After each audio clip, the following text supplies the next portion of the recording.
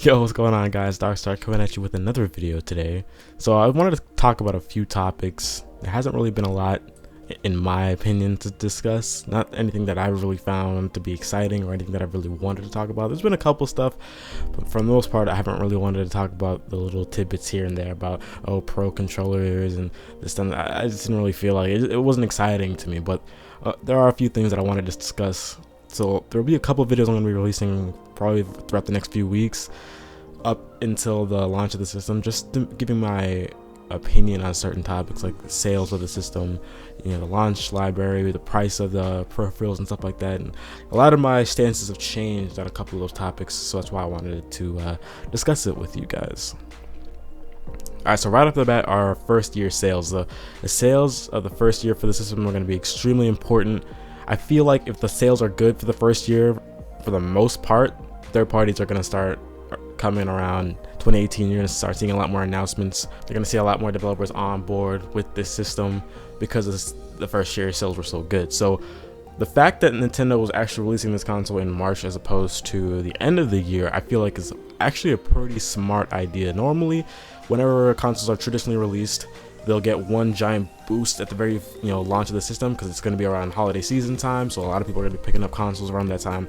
So it usually sells a shit ton there. You usually get 10 to 15% of the lifetime sales of the console's install base right at the very beginning, so that's always really good. So with it releasing in March, we know that Nintendo will get a nice big boost of sales. Obviously, it's the launch of the system.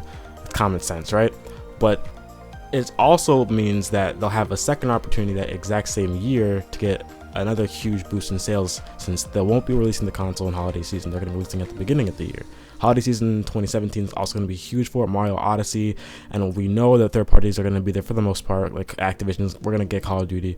We know we're probably going to get Assassin's Creed. We know we'll get games like those. So as far as the basic, third party games that are on every system every year, we know we'll get those. FIFA's coming, 2K will be there, Skyrim will be there.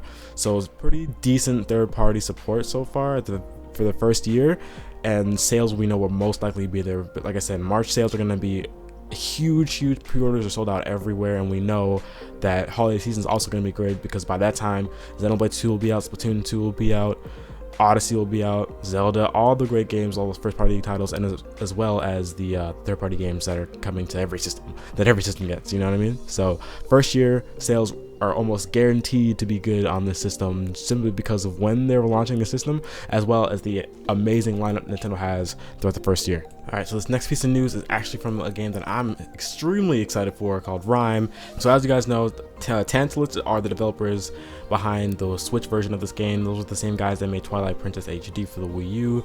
They also ported over Mass Effect at the beginning of the Wii U's launch, and they're also working on Sonic Mania for the Switch as well. So these guys definitely know what they're doing. Now the developers have come out and said that they're working on releasing Rime at the same time as the PS4 and Xbox One, which I think is really good. This is no confirmation that it's going to be the same day and date as those other platforms, but I think it's really good that a game like this does come out on the Switch at the same time as the other systems. And if third-party games are going to be coming to the Switch and they're going to be coming the same date as the other platforms, I think that's going to be great for Nintendo moving forward. That's going to show people that, hey, the system is going to get left behind. We are serious about giving you guys the same experience that you get on other platforms that get the same game. So I think that's really, really cool that they're trying to get this game out same date as Xbox One and PS4. This game's looking really cool. I can't wait to get my hands on this game. I'm not usually too into these puzzle games, but I played Journey on the PS4 and I love that game. So really looking forward to this game as well.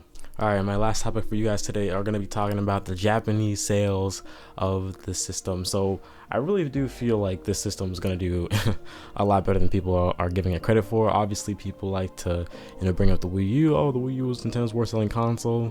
Yes, that's all good and true.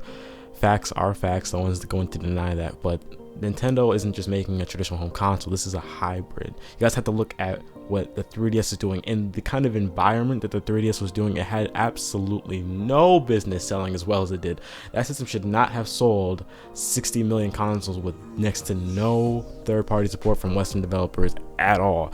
And yet somehow it did. It shouldn't have been able to sell 60 million with smartphones being as popular as they are, tablets being as popular as they are, and yet it still managed to do so. People will kind of use smartphones and tablets as an excuse as to why the Switch won't sell Or why would anyone pick up a Switch when, you know, they already have a tablet, they already have a smartphone? There's no reason to buy a Switch because there's all these other things that they're competing against. Well, in that regard, it's kind of weird how people will mention that, but then completely disregard the success that is the 3DS. The 3DS was the best-selling system for months on end, month after month, better than the Xbox One, better than the PS4, and no one really seemed to say anything about it, but it was there. 3DS was selling like crazy. So the fact that the Japanese pre-orders are going so quickly, I mean, I'm hearing that they're selling out in you know, a few minutes, 10-15 minutes they're selling out. The accessories are selling out, everything is just selling out, which is all good signs. Obviously, yes, Wii U had a similar launch when it first came out, but at the same time, it's not a bad thing. It's only good news when, you know, you hear a system selling out. So as long as Nintendo can keep up with demand and kind of gauge interest so that they aren't over shipping or under shipping too many systems, obviously I think it's good to have the system sell out for a few weeks and just have people scurrying around trying their best to find it. But they really got to make sure that they don't, you know, overship too many consoles or undership too many consoles to the point where it goes months and months and months on end without anyone being able to find this damn thing. So hopefully they're able to fix that, and I think it's gonna be good. I think this launch is gonna be really good, guys. We got like just over a month, like I think actually just a few days over a month. So it's really close. It's looking really good, and yeah, just let me know what you guys think about all this in the comment section down below. Thank you all so much for watching. Hit the like button if you did enjoy the video. Subscribe if you're new, and I will catch you guys in the next video. Peace out.